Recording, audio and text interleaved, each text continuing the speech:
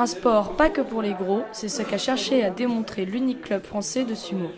À Paris, chaque dimanche, plusieurs adeptes se retrouvent afin de pratiquer ce sport traditionnel japonais. Le sumo, la règle est très simple.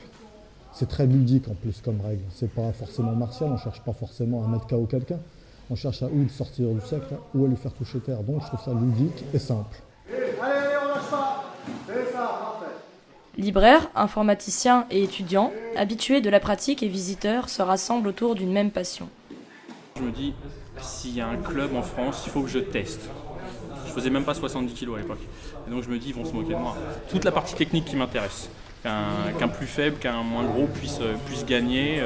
C'est vrai qu'avec mes petits 68 kilos, je suis désavantagé en termes de force. Mais il y a tellement de prises techniques au sumo qu'on peut vraiment s'en sortir.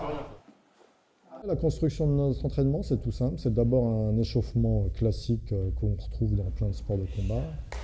Donc exercice musculaire, assouplissement. Ensuite, c'est les éducatifs qui sont vraiment propres au sumo. Ça va être les shiko et les suriashi, tout ce qui est travail pour les cuisses en position basse, pour l'explosivité, toujours la souplesse aussi.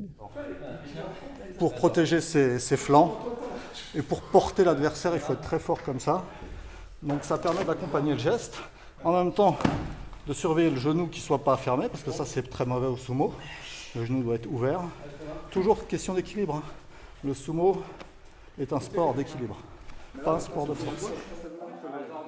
L'échauffement terminé, les participants se parent de leur mawashi et installent le do-iho. Les combats peuvent commencer.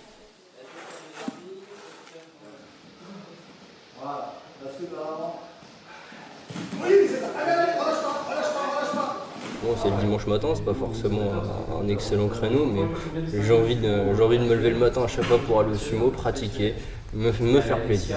Si un jour ça devient sport olympique, ça grandira automatiquement, parce qu'il y a toujours une recherche de médailles, donc de chercher, tiens, il y a des médailles à prendre sur ce sport-là, on va le prendre.